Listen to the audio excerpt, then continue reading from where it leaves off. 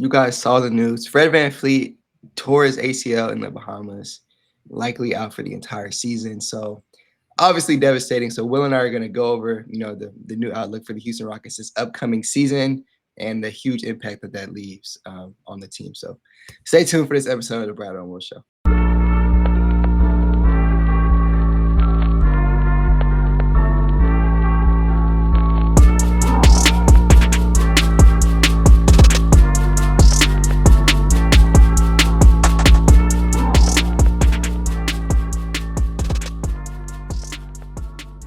All right, welcome back to an episode of the Bradeaux and Will Show. Wish it was under different circumstances, but yeah, we're here to talk about Fred VanVleet tearing his ACL. What that means for the Houston Rockets. Obviously, doesn't mean something good. So, Brad, what are your immediate thoughts on Fred VanVleet's ACL? Yeah, so I mean, you and I both got a text yesterday that pretty much said what happened, and we were praying that it wasn't true. And then we get the Shams alert, and there you have it. So it means obviously not ideal. Fred VanVleet, game manager for the Houston Rockets. We've seen it in his 2 years in Houston. He was gonna, play a backseatish role this year. I was excited for him to play more off ball. With Kevin Durant coming in, but regardless, he's a huge part of this team. He's a coach on the court. Whether if guys like him or not, fans I'm speaking to, but he is a huge part of what the Houston Rockets do. And he was going to be a huge part of what they, were going to do this upcoming season. A huge reason that they could have, potentially gone to the championship. Now I know Will put his take on Twitter. The season is done. Championship aspirations are done. I'm curious to see how everything shakes out. I do know my immediate thought is Dorian Finney-Smith is going to go into that starting lineup. Will and I just talked about the fifth starter pod, and that got outdated pretty quick. So it's looking like, in my opinion, out the gate at least, Amin, Dorian Finney-Smith, Jabari, KD, and Şengün, and that's going to be the five. I know some people are going to say Tari, but they're going to go for shooting. Ideally, I want to see Reece Shepherd eventually earn that spot towards the end of the season. Will's like, God damn, like No, it's not. but eventually, I did want to see Reach when the Rockets got him. I wanted to see him start by at least year 3.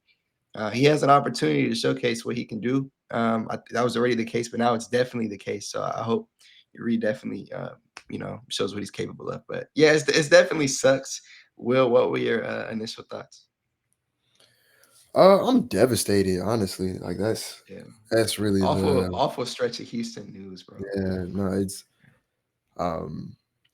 you go talk about a team that thought it had a chance to win something for the first time in quite some time. Not even saying we would have won it, but just the opportunity to be in that, to have a chance to compete, to say like, okay, we have a team that could possibly win the whole thing. We thought we were going to have that this year. I'm going to say it. People can be mad at me for saying it. I think the only way that we sniff contention is an unprecedented leap from one of, if not both of, Amin Thompson and Reece Shepherd. One of, if not both of, Amin Thompson or Reece Shepherd. I think that is the only way that you can supplant the loss of Fred VanVleet and still go out there and compete, which, for Reed, it's kind of unfair to ask a guy who was essentially a redshirt rookie to come in and have to, I'm not going to say start, but even still, like, his role was probably going to be somewhere in like the 13, 14, maybe upwards of like 17 minutes a night. Now you're in a position where he's like one of maybe 3 guards if you count Aaron Holiday, preferably closer to 2, right? Because you're already going to be, your guard depth already wasn't going to be the greatest if Fred was healthy. So now Reed's going to play a lot more than what he was going to beforehand. And I think his capabilities as a redshirt rookie would have been fine on a contending team in that limited role. When he's now being asked to be a lot more involved, both offensively and defensively, I think that like we're asking him to grow up a lot quicker than what you would want to ask him to do. And so, yeah, like obviously I'm not too optimistic about that. Even as someone who is pretty high on Reece Shepherd, I think that's a lot of expectations to put on a guy who is 21 years old, 22 years old. 22, yeah. Yeah, so yeah, like obviously I'm not too optimistic about that. And then like Amin Thompson, I guess the one silver lining here is that Amin Thompson will get to play point guard effectively. This is probably the last time he'll ever not start at point guard, honestly, unless the Rockets go out there and do something like crazy and bring in another guard sometime down the line. But Mhm. at least for the foreseeable future, Amin Thompson is now the starting point guard of the Houston Rockets. So like it's I've been a big Amin Thompson fan before the draft, and obviously I thought that he would come in and become the point guard of the future when we did draft him. So he's the point guard of the present now. Yeah. And so the good news is that we get to start grooming him for that role right now. But at the same time, um, I want to win a championship this year, and you're asking someone who has not played point guard in the NBA for anything other than like periods of time where, like, when Fred was out last year, or whatnot. He's never been the starting point guard of a contending team for an 82 game season. Now he is. And so you're talking about winning a championship. You're asking somebody who has never played this role before to play it so well that we can win a championship. And I love Amin Thompson. I got his jersey right here, actually. I have like two more in my closet, actually. I don't think he's going to be equipped to play point guard full time for a contender going into next season. He still has the handle limitations. He still has some of the pick and roll limitations he's going to grow through before he's ready. And I think that was one of the beautiful things about still having Fred, was that we were going to be able to kind of ease a mid into that role. But similar to Reed, now he has to grow up on the fly right now. Which, to Reed and Min's credit, maybe they do it and maybe this looks stupid, but just being kind of realistic here, I don't think it's fair for me to project that onto them. Um, what else did I want to say about the situation? I probably should have started this way with Fred. One, prayers to him, because I like, that's awful. That was gonna be the next thing I said. Yeah. Yeah, that's awful for Fred VanVleet, his career. Um, I've had a love hate relationship with Fred VanVleet in his time in Houston, but one thing that's undeniable is he has came in and has made nothing but a positive impact on this team in his locker room. He is one of the biggest reasons for the culture change. He's Mhm. gave this organization his blood, sweat, and tears ever since he touched down. Remember, one of the first things he did was he took the team out to dinner. He got the team the books, right? He's been the consummate professional, the textbook teammate. He's the president of the NBA Player Association for a reason. Like, that guy is down right now, and that sucks. Because I think if anybody deserved to have the opportunity to go out there and contend, I think it was Fred VanVleet. He was someone who did a lot of the heavy lifting for the Rockets these last couple of seasons, and I think for the first time in his Houston tenure, he was going to be in a position where he could take more of a back seat. And like I said, now he's not there. And then, like, the last thing I'll say is just, yeah, or at least last thing on this point, because I have some other points I'll make, but I'll circle back to them later. Is, like I said, unless Reed and Amin take that leap, y'all can feel how y'all want to feel. There is no way to win a championship this year, and that's what I mean. I'm bummed for Fred. I'm bummed as a fan. There's just no way to win. Fred VanVleet was just insanely too important for the Rockets at a position we don't have a lot of depth at. We have a lot of wing depth, so Mhm. obviously I'm not wishing injury on anybody. But if one of our wings went down, you could say, okay, that sucks, but we still have these other guys who could maybe step up and um, assume some of that production.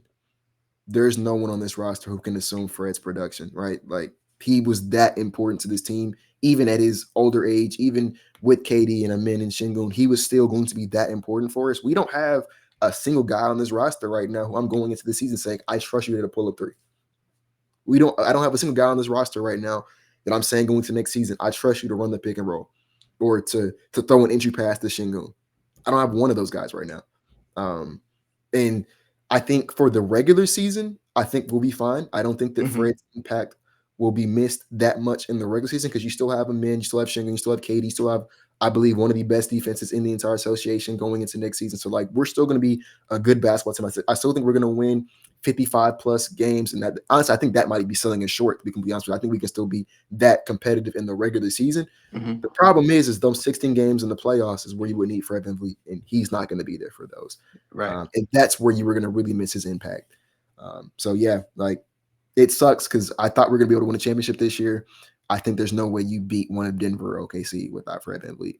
So Yeah, I mean, if that's gonna happen, you're really gonna have to have a huge development from, again, as you mentioned, Reed Shepherd and Amin Thompson. I won't just say it's not possible, but I mean, to Will's point, it's unlikely at this point in time, again, unless we see a I development mean, that we haven't we seen. said it's. I need you to explain to me how it is possible. we'd have to It's have those impossible. guys have again. They'd have to Yeah, what that you would have to missed happen. with Fred VanVleet, right? We all know it's not that he's an excellent playmaker by any means, but he's a really really good game manager, and that's what we the Rockets miss anytime that he's off the court. So again, like looking at them last year, Fred goes down, they lost like 5, 6 in a row. I did like that they, when towards the end of the year they won 4 straight while Fred was hurt, but again they weren't really playing anybody. That's And not as you basketball. mentioned, it's not the playoffs; it's a different brand of basketball. And we, as you said, you do miss Fred in a playoff setting. He was that important. He played heavy, heavy, heavy minutes. So again, like I won't just say it's done. I mean, as of right now, it looks like yeah, like there's a huge void right now. There's no game manager, but I got to see how Amin Thompson comes out next year. I got to see how Reed comes out next year. It's never over until I kind of see the sample that's in front of me, but it doesn't look good. Like I do agree with you in the sense that from a championship perspective, when we talked about expectations and we said Western Conference Finals and Finals, that is definitely shortened at this point in time because you lost your game manager. I mean, you have a young team that's going to be facilitating. I mean, your facilitators are what? Game managers are who? Like Amin, Shangoon, you want to play, make, facilitate, like Reed Shepard. Like, it's tough for sure. Like, I'm with you. It's not ideal by any means, but I still do think they're a better team than last year. I think everyone knows that, as Will mentioned. Still will be a good regular They're a season better, team. yeah, they're a better team, and Yeah, they get out like the Warriors series, for example, with yeah, KD and no Fred. But yeah. for me, the goal wasn't win a playoff It series. was It not. No, it was was when. Yeah, conference finals, win a championship. yeah. And like I said, I'll be the Debbie Downer. You don't do that without Fred, unless Reed and Amin take unprecedented and honestly unrealistic leaps, right? Like we would need them to be so ahead of schedule that like it's almost unfair to expect them to be that good. Because I could see him in taking a solid lead, but I mean, I I got to can see see what him they in taking a leap in yeah. terms of a player, but in terms of a point Game guard next managing. season, I don't know. And there's another thing too, is like it just sucks It because if does. It's Amin awful. Thompson, I think we said this on the podcast before. Amin Thompson's defense, how good he was defensively last season, I said I have a feeling that that's probably going to be one of his best defensive seasons ever. Not because he's going to regress defensively. The moment that we ask Amin Thompson to do more heavy lifting offensively, he cannot put as much energy into the defense anymore. If you're asking this guy to effectively be your lead ball handler for an entire season, gang, he can't go pick up Luka Doncic full court for an 82 game season. He can't do that no more, right? So now your defense is taking a hit because your guy who was your best defender, we need your skills elsewhere now, bro. We can't afford to spend you all on defense like we could, because when Fred was here, we could have a men die on defense because he was more in the play finishing tertiary creator role. Dude, now you might be like I said, you might be lead ball handler now, bro. You don't have energy for that no more. It's the same reason why I won't lie. Amin is an outlier athletic guy. And if Ant does it, I think Amin could do it. It's not and ideal, and does not does not full court, but he's taking yeah, on the and best. didn't Yeah, make an all defensive team. Like he did he's not. not He that did good not. defensively. Like there's a reason why Kawhi Leonard, who like I think ball accounts is a generational or was a generation defender. One was it like two consecutive DPOY, something like that Sounds right. in the early Sounds right. 2010s. Like San Antonio Spurs Kawhi Leonard was that defensively. It's a reason why like Yeah. when he was taken to the finals, LeBron was mad. He won a Yeah. finals MVP off his defense. He was Mhm. that good defensively. There's a reason why that guy who was that good defensively is no longer making all defensive teams and is being heralded as one of the premier defenders in the league. And it's not because he's just this worst defender. It's now his role is different. Kawhi Leonard is the focal point of the Clippers. He was the focal point of the Raptors in 2017. Post Tim Duncan, he was the focal point of that team. It's Mhm. very difficult to be your team's primary best generational defender and then also be your team's go-to guy offensively, your lead ball handler, point guard, running like that is Amin Thompson would have to be, and to his credit, he is inhuman, but Amin Thompson would have to be like on some one of his kind type stuff to be able to do that. So that's why another reason why it just genuinely sucks to me. Yeah, I do think he is kind of one of those kinds. But to your point, Will, you're 100% right. Like again, the Kawhi example was perfect. He was able to exert all his energy on defense with the Spurs. Obviously, a stacked team, and the rest of his career, he's still a good defender, but not as much of an 100%. impact defender. But He I can't do this. definitely, yeah, no, I definitely see what you're saying. I will say this on the defensive side, I still do think they're going to be an elite, probably top three defensive team. They I mean, they kind of sized up now. I kind of illustrated the starting lineup. Amin, 6'7", Dorian Finney-Smith, 6'7", KD, 6'10", Jabari, 6'11", Şengün, 6'11". That's a they're all out the gate. They're the lengthiest team in the league. They're already going to be the lengthiest NBA team in the league. But starting lineup wise, they switch everything. They're running that zone. They're going to come in first sub, throw in double big. They're still going to be very, very good. Again, it's just going to come down to game management in the playoffs. So that's literally what it boils down to. We have to have a lot of development from our playmakers. But I will look forward to seeing Şengün getting a lot more touches. He's going to be facilitating a lot more. Same thing with Amin Thompson. Same thing with Reed Shepherd. So it's a lot of heavy lifting we need from our young guys. So I mean, we'll see what happens. But yeah, obviously it's not ideal to lose Fred VanVleet. Like it's going to be tough. And the only teams I would be worried about is the teams we talked about in the pod recently. Well, just OKC and Denver. Like, that's a tough out with Fred VanVleet. That was gonna be one of my next points. Is we were 11-11 last season without Fred VanVleet. So, and I'll say this, Will. I will go same thing, but 11-9. I won't count those last two games against the Clippers and the Lakers. I was gonna say, even with that though, some of those wins were March hoops, and more importantly, remember in that sample size that technically Fred started one of those games. So in my eyes, we're technically 11-12 because the game he got hurt was that February 1st game against the Nets. He got hurt. Yeah, we were at that game. And did not finish it. We did not beat the Nets that game. A couple of days later, we played the Nets again. Lost, I believe, by 3 points. Lost by 2. Yeah. Lost by 2 to the Nets again. And I want to reiterate, the Nets are not a good basketball team. They were not trying to win games. They were actively tanking last year. They are not good. We were honestly right hand on the Bible, bro. It was guys on that court I did not know the name of when we were playing the Nets last season, and we could not beat them without Fred VanVleet. You do not go from struggling to beat the Brooklyn Nets to winning a championship without Fred. Like, I think Kevin Durant, replacing Jalen Green with Kevin Durant is a massive upgrade. And I think that's one of the reasons why our regular season record will not be impacted negatively. As a matter of fact, I think we'll be better in the regular season because of Kevin Durant being here instead of Jalen Green, right? So like that's true. But to win a championship, to win 4 rounds of a playoff series against really good basketball teams, against Denver, we talked about last time, that was 1 game away from beating the reigning champions, and that was without all the upgrades they made this summer. I don't think people are factoring in how good Denver's going to be if they stay healthy next season. OKC as well. The reigning champs were pushing 70 wins, and they retained all of their guys, and their entire roster is like 25 years old. So they're getting a year older. Those teams aren't going nowhere. You don't go from not being able to beat the Brooklyn Nets to beating those juggernaut teams with Kevin Durant. I'm sorry, I'm gonna be someone and say that you don't do that, right? You're gonna need something more from someone else internally if that's going to be the case. I did want to bring up that, like I said, regular season is what it is with Fred VanVleet. There were some moments where I think Fred cost us games. There was games like the OKC game where I think he won this game for regular season. So like I think Fred VanVleet's regular season impact is not going to be felt that much because we won 52 games last season with terrible backcourt play as it was. It was mainly defense and rebounding that got us those 52 wins, and that's going to be just as good, if not better, this season. I do want to say this really quick before you jump topics. And yeah, they did obviously suck when Fred went down in that early stretch, but those last 4 games they did win was immediately when they started running the double big lineup, and they were all blowout wins. So I do want to note that. I mean, the double big lineup is a really big factor in this Rockets team. It was before, but I mean, I was going to say, you said that you think they're going to start DFS and Barry. Gonna lie, at this point, man, you probably got to start Steven Adams. I don't think I wouldn't be mad at it. I still believe that they don't want to hurt the brother too early. They don't want to play him overly too much. They still know Steve-O probably has a limit. I wouldn't be mad if they started him. So you think they would go? Who do you think they would go? I'll let you go. Starting wise. I don't know.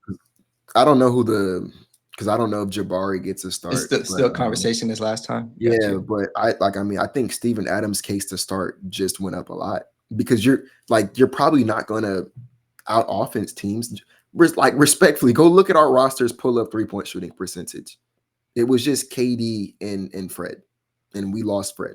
So like, you're not going to out offense teams. I think your only chance of doing something is to win the possession battle and And yeah, be that's the what they were doing receiving element. before. Yeah, that's what they were doing So before. yeah, like I don't know.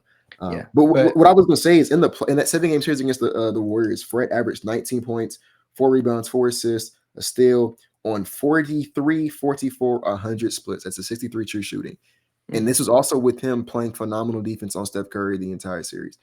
Like, once again, we just lost that for nothing. And that was gonna be me to my next point, which is people are saying, one, I think people are just completely underrating how important Fred Vanvleet is to this team. I like that cannot be understated how important he was going to be to our championship hopes. And losing that guy for nothing sucks. And the reason why it's for nothing is because as of today, at the very least, the Rockets cannot sign anyone. There's no money left to be spent. We are hard capped right under the first apron. We do get a disabled player exception because of Fred VanVleet's injury, but the problem is the moment you spend that, it puts you in the first apron. which is And crazy. They got to fix that rule. It doesn't make any sense. the Rockets aren't going into the first apron. So there's not even a player out there that I'd want to sign. Like, Lord have mercy, I would strangle someone if we signed Russell Westbrook. Like, that would just be, at this point in time, that's not what we need to do. There's nobody out there on the free agent market that's going. I rephrase that. Malik Beasley would be, if we could somehow finesse Malik, but he's outlier because of his situation off the court. But you said you do what if they sign Russell Westbrook? Strangle, bro. If our solution to Fred going down is Russell Westbrook, bro, like I'd dare just give me Aaron Holiday. No funny. I'd rather start Aaron Holiday at that point. With you. I'm with you. But yeah, like sans Malik Beasley, and everybody knows the situation. He's out. There's no one out there who I'd even want to sign. But let's say we could sign Malik Beasley. You literally cannot do it because you're at the first apron. You can't trade for no one because the only tradable salaries that we have right now are Reed Shepherd and Tari Eason. And unless you're going to argue to me that we should trade Tari Eason or Reed Shepherd, which, some of y'all might, and you know what, kudos to you. But that's it. You know what I'm saying? You can't trade Steven Adams. You can't trade DFS. You can't trade Fred VanVleet. These guys, you can't trade Jabari Smith Jr. These guys are on contract extensions or they just got signed. There's regulations in place that prevent you from just signing guys and trading them the next day. You can't do that. So we cannot trade anyone until December 15th. So the roster as it is today is what it's going to be on opening night. I rephrase that. You can sign a two-way guy, right? You can go out there and sign like a G League guy. So unless if your magic solution to Fred VanVleet being hurt is JD Davidson, I mean, sure. But you're not signing anybody who you would, actually expect to impact change on this team. You can't do it. Until December 15th. And then that brings me to my next point, which is one of the things that excited me the most about the Rockets and their future is the fact that we were able to acquire Kevin Durant without giving up any long-term asset that I cared about. I didn't really care to lose Jalen Green. Losing pick 10 sucked, but it was just pick 10 in a draft class that was, it was okay. And the guy we drafted, if we kept that pick, wasn't going to play anyways. And then like losing Dylan Brooks did hurt, but same thing there. He was a win now kind of guy. It wasn't a long-term thing. We were able to maintain all of our best long-term assets in trading for Kevin Durant. Because Fred VanVleet is gone, those assets that we retained may not be luxuries anymore. You might have to use that now. You might have to use a Suns pick and a Nets pick and package that together to go out there and get something to supplant what we're going to miss from Fred at the deadline. You might have to do that now. Yeah. But before it was an option. Before you could choose to do it, you didn't have to. You could keep that pick if you wanted to, or you could save it for later. Now you might have to, because at the same time of wanting to maintain your future, you did trade for Kevin Durant, and you're still a good basketball team, so you still want to give yourself as best of a chance to win it now as you do 3-4 years down the line. And so those draft picks that I was looking at, like, these are just luxuries. These we can just kind of afford to wait with. Man, I would do that no more. You might have to use those now. So like this just changes everything for me, man. Yeah, I'll say this. When it comes to those draft picks, I still don't think Stone will use them. If they want to push for the chip out the gate again, you trade for KD for a reason, then okay. But at the end of the day, I didn't think this year itself was championship or bust. I thought it was Western Conference Finals or bust. But they have to. You get Kevin Durant for a reason. I thought next year would be championship or bust. So I still wouldn't. I wouldn't say jeopardize the future, but I'd still keep my future assets and pray. I mean, pray. You draft a guy in the top three and in the top four. You better hope that they hit, and that's what we have with Amin Thompson. We know he hit already, but we want to see that point guard development. And Reece Shepard, as we mentioned, that's the guy you're gonna have to pray for. You hope that he's much better than he was in year one. So I mean, based on what we'll see up until the middle of February, hopefully they don't have to go out there and make a move that forces them to want to trade one of their picks. And again, I love having those Suns picks. It gives them a bunch of leverage, but we'll see. I mean, we'll see. I still think the Rockets, as we've said, we're going to be really good. I was looking at the stats in the games that Fred wasn't playing. Şengün, high assist numbers in each one of those games. Very, very good. Again, they blew out every team in those last four games. It's hopium. We'll have to see how it looks next year. But I really do think Amin Thompson and Alperen Şengün are going to have huge seasons. I can still see the Houston having 3 All-Stars with KD included. Again, it's just going to boil down to the playoffs, and that's all that kind of matters in this scenario. I thought Houston would have a good regular season if they kept Jalen Green. I still think they probably could have won 55 games, but they still could have got bounced in the first round because at the end of the day, you got to have guys who perform in the playoffs. And again, Fred is the game manager for the Rockets. So we'll see. Again, comes down to the young guys if they want to, take a step. But again, I won't say the season is necessarily over. We'll see what happens. It's a lot tougher, a lot tougher than it was before. But yeah, obviously not a good day, not a good stretch for Houston sports fans, especially if you're watching baseball and football. Praying for my Texans fans and Astros fans, man. Tough. It's been tough. Yeah, especially for me and Will yesterday. We got that news yesterday. So Texans go 0-3. We get the Fred news. I want to just stop watching sports at that point. So that's where I'm at. I mean, I have nothing else to say. We got media day on the 29th. That's next Monday. I'm sure that we'll see Stone and Ime Udoka talk about it, the Fred injury. So we'll go from there. But Will, did you have anything else you want to add? Yeah, I did. Go ahead. Like I said, I think the regular season Rockets will be fine. For sure. Because defense and rebounding is a lot. It's easier to win games in the regular season with defense and rebounding. When we're still gonna be a really good defensive rebounding team. Yeah. So like I think our floor is still like 55 wins. Like I'd be shocked. Knock on wood, assuming everybody else stays moderately healthy, if we somehow turned in a less than 55 win season. Like I still think being a top 4 team in the West is like the floor for this Rockets roster in the regular season. It's the playoffs. Who do you think can sneak above them for that third spot? Probably the Clippers. They did okay. They made some good acquisitions. Yeah, the Clippers or maybe the Lakers. One of the LA teams. Shoot, maybe the Timberwolves if Anthony Edwards is on a tier. Mm-hmm. But yeah, I still think we're going to be a top 4 team in the West. Even with this, it's just the playoffs where it matters a lot more because you can't just win with just defense and rebounding, and we saw that just this year. The next thing I was going to say is I think getting a Kevin Durant extension is a bit more important now. Mm-hmm. Because I won't pretend I know what's going on in his head, but I'd imagine that a lot of what enticed him about Houston was the fact that we did have a point guard, right? Like he just left Phoenix where they didn't have a point guard for the last 2 seasons. Mm-hmm. And I think one of the appeals of Houston was not that we just had a point guard. We had overwhelming depth at just about every position. So like KD didn't have to play the center, or he didn't have to play effectively point guard. He could just come here and be Kevin Durant, get buckets. Well, that's kind of different now, right? And a team that, I'm not gonna say was the favorite to win, but like I said, definitely had a puncher's chance to win. I think that puncher's chance just went down a lot. And one thing I forgot to mention earlier, I'm gonna pray for Fred Vanvleet, but he's getting up there, man, in age, and he was already showing those signs of decline as it currently was with the lower body injuries. You can come back from ACLs and Achilles and all that good stuff now with the way sports medicine is. Kevin Durant did it. It's a bit more difficult to do it when you're already on the wrong side of 30. I think he's 31, so he's not like the oldest, but like in terms of mileage on his body, Fred Vanvleet was already racking up the lower body injuries. So it's a bit harder to come back from that when you're already up there in age.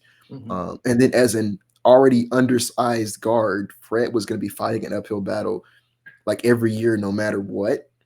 It's a bit hard to do that coming off of an ACL. Like that's tough.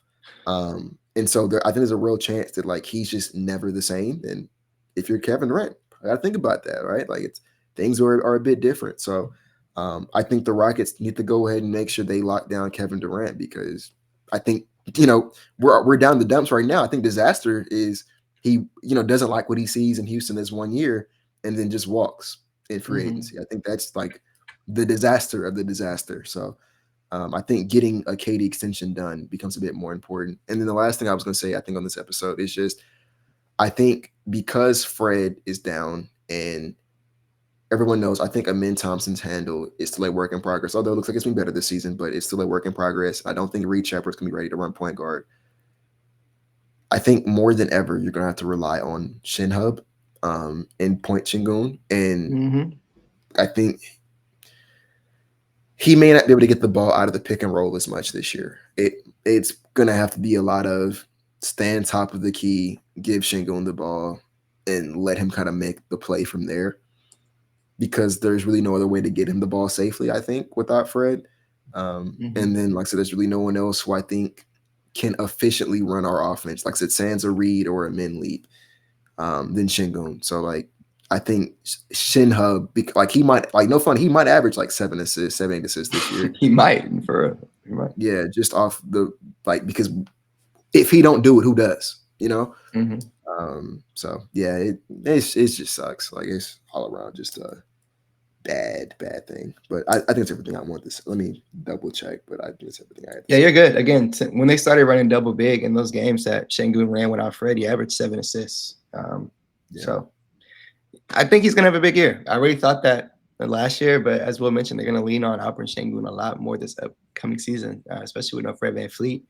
Um, I hope that pick and roll with him and the men looks good. I really thought that they had pretty good chemistry together, but we all know Fred VanVleet, his go-to move was getting a rock to Alperen Şengün. No one did that better than Fred VanVleet. Will and I talked about it all last year. We loved when they were staggered together just because he was so good at getting Şengün the rock. Um, so yeah, I mean, I agree with Will. It's gonna be tough in that aspect, but I think again, as I mentioned, I love those two's chemistry together, Amin and Şengün, and Şengün is gonna be running the hub this year. So there are some. I mean, there's no positive to losing Fred VanVleet at the end of the day, but it is going to be interesting to watch. A higher role for Şengün. Much bigger workload for Emmitt Thompson as well. That's ultimately what we're looking at. But yeah, I mean that's all I have to say. I mean for the episode at the end of the day, it's just they can still be really, really good. Like it's just gonna come down to the playoffs. Like I'm not gonna be surprised if they still win, 58 or 60. They have a crazy team. I think they'll be best in the league defensively still. Same with rebounding. But in the playoffs, different ball game. Denver improved. OKC, we know OKC. So that's what it'll come down to. I hope that they don't have to make any moves where they have to trade any draft picks. As I mentioned, I hope they can play the season out and get Fred back, and hopefully he's not on a crutch. Hopefully KD's convinced, like, yo, just stay here the rest of your career, bro. We got you. And they can make it run. I mean, this year doesn't look as realistic, of course, but next year for sure. But that's all I have to say. Anything for you, Will? that's All all I right. had to say. I'll close on this. If you're still with us, let us know in the comments who you want to see for the starting five. If you think Houston should pick up somebody or make a trade, they are hard caps. So if you think they should make a trade, let us know who you'd like to see Houston make a trade for. Have to be December 15th. I can't make a trade today. Yeah. And then, let us know about the championship aspirations, for the Rockets. If you think they can still win a chip or if you think it's cooked, let us know in the comments again. But definitely subscribe. As Will and I have mentioned in the last few episodes, we're going to be much more consistent this year. Try to do twice a week for you guys. But yeah, this is not the way we wanted to kind of jump into a second episode. We were trying to just start at Media Day, but you kind of have to talk about injury like this. So we'll see y'all for Media Day. Thanks again for listening to the Bradeaux and Will Show. We'll be back soon.